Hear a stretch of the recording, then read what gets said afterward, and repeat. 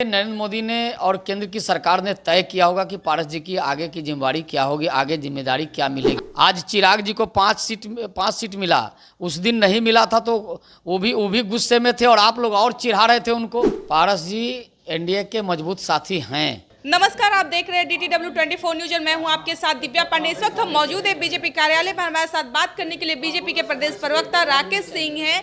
अभी देखिए, आखिरकार पशुपति पारस ने इस्तीफा दे ही दिया एनडीए से। नतीजा लगे हुए थे कि जितनी जल्दी हो सके चाचा को निपटा दिया जाए। आखिरकार चाचा को निपटा कर ही माने एनडीए गठबंधन ने। क्या कहिएगा, पशुपति पारस इस्तीफा दे दिए? देखिए, अभी इस्तीफा की जानकारी नहीं मिली है, आप लोग के द्वारा मिल रहा है। चाहे एनडीए के मजबूत साथी हैं, अब कहाँ हैं? अब तो इस्तीफा भी उन्होंने दे दिया। देखिए, इस्तीफा देने से एनडीए से बाहर नहीं हो गए।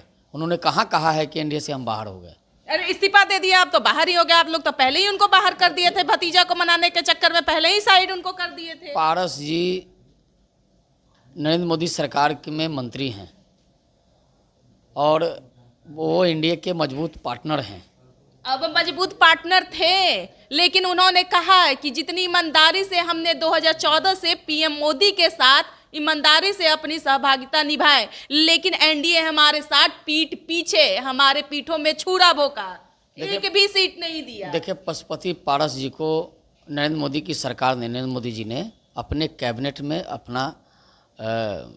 में रखा था। उनको महत्वपूर्ण जिम्मेदारी दी गई थी। आगे हो सकता है कि उनको एनडीए में महत्वपूर्ण जिम्मेदारी मिले, ये हो सकता है। अब क्या जिम्मेवारी मिलेगी? महागठबंधन ने उनके लिए रास्ता खोल के रखा है। अब उन कह रहे हैं कि बहुत जल्द अब महागठबंधन में जाके शामिल होंगे, उनको वहां सीटें मिल रही है आप इंडिया महागठबंधन में। लेकिन एनडीए तो उन्हें ना सीट एक भी नहीं दी। ऐसा क्यों किया? एक पीएम मोदी के हनुमान के कारण उनके चाचा को ही नाराज कर दिया आप लोग। चाचा को कैबिनेट में शामिल करने का काम नरेंद्र मोदी ने किया था। हो सकता है आगे उनके लिए कुछ बेहतर सोचा होगा। आगे क्या बेहतर? जब उन्हें सीट ही नहीं मिला तो अब क्या बेहतर? उनको एक भी सीट आप लोगों ने नहीं दिया। एक भी तो सीट दे देते तो जानते कि हाँ, इतने अच्छे सहयोगी दल थे नरेंद्र मोदी के। 2014 से सभी लोग उनका पीछा हाथ छोड़ के चले गए थे, लेकिन पारस जी नहीं छोड़ के गए थे। उन्हीं के पीछे आप लोग पीठ पीछे छुरा भोंका। पारस जी एनडीए के मजबूत साथी हैं। अब कहाँ है? आप एक ही बात बार बार कर रहे हैं कि हैं। अब कहाँ है? उन्होंने इस्तीफा दे दिया। देखिए, पारस जी आज भी एनडीए के मजबूत पिलर हैं।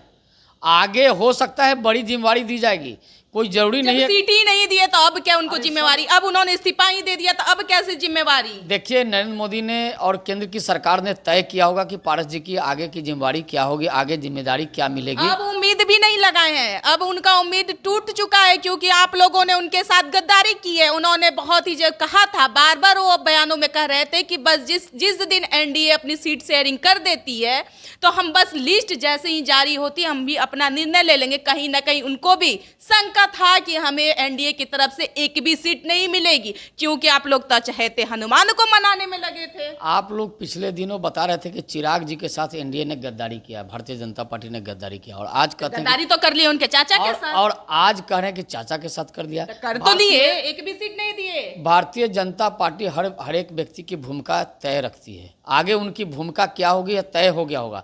फिर चिराग जी को जिस समय मंत्रिमंडल, तो आप लोगों ने कर ही दिया तय, तो आप लोगों आप मेरी बात तो सुनिए। जब चिराग जी को मंत्रिमंडल में शामिल नहीं किया गया तो आप ही जैसे लोग ना कह रहे थे कि चिराग के साथ गलत हुआ, और आज पारस जी को सीट नहीं मिला है तो ये कैसे आप तय कर दिए कि छुरा मार दिया? पारस जी की हो सकता है आगे कोई बड़ी जिम्मेवारी मिले।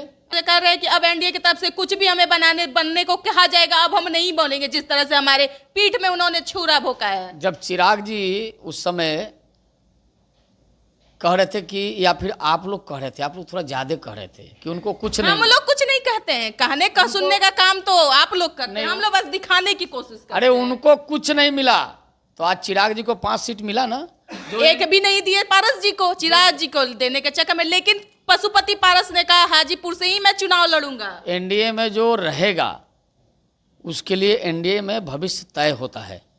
आज चिराग जी को 5 सीट मिला, उस दिन नहीं मिला था तो वो भी गुस्से में थे और आप लोग और चिढ़ा रहे थे उनको। आज थोड़ा धैर्य रख लिए तो 5 सीट मिला ना, तो आज धैर्य रखेंगे पशुपति पारस जी तो आगे हो सकता है बहुत अच्छा हो। फिर से एक बार आप भी एनडीए सीट शेयरिंग की बात करेगी क्या? अरे रखेंगे सीट की बात नहीं करते हैं, सीट के आगे भी सीट होता है, अच्छा, इसलिए आगे भी कुछ हो सकता है। इस्तीफा ही उन्होंने दे दिया, अब क्या उम्मीद रखेंगे एनडीए से? नहीं, आप कोई उम्मीद नहीं है। कह रहे मेरे लिए इंडिया महागठबंधन दरवाजे खोल के रखी, अब हमारे लिए रास्ता साफ हो गई है। देखिए, इस्तीफा देना उनकी मर्जी है, लेकिन एनडीए ने उनकी भूमिका तय कर ली होगी, निश्चित तय की होगी और आगे उनको हो सकता है कोई महत्वपूर्ण जिम्मेवारी मिले। लेकिन हाजीपुर से वो चुनाव लड़ेंगे, कहीं ना कहीं अब उनके मन में और हो गया, ये खटास पैदा कर दिए। अब चुनाव लड़ेंगे कि नहीं लड़ेंगे पता नहीं, आप लोग को बात हुई होगी, हमको तो बात नहीं हुई है, लेकिन उन्होंने इस्तीफा दिया है, आप लोग के माध्यम से पता चल रहा है। एनडीए में एनडीए के मजबूत साथी हैं और आगे निश्चित उनकी भूमिका मजबूत साथी थे, आपने फिर कहा। देखिए, अभी पशुपति पारस ने एनडीए की तरफ से मोदी कैबिनेट में बैठ के इस्तीफा दे दिया अपने पदों से, क्योंकि उनको एक भी सीट नहीं मिला था। वो काफी नाराज दिख रहे थे। जिस तरह से कहा जा रहा था कि 2014 से सहयोगी दल के साथी हैं पारस जी, लेकिन उनके साथ ही पीठ पीछे छुरा भोंकने का काम किया है एनडीए गठबंधन। फिलहाल खबरों में बने रहे, फिर से आप लोग को लेटेस्ट अपडेट देते रहेंगे। आप लोग देख रहे थे DTW 24 न्यूज। धन्यवाद।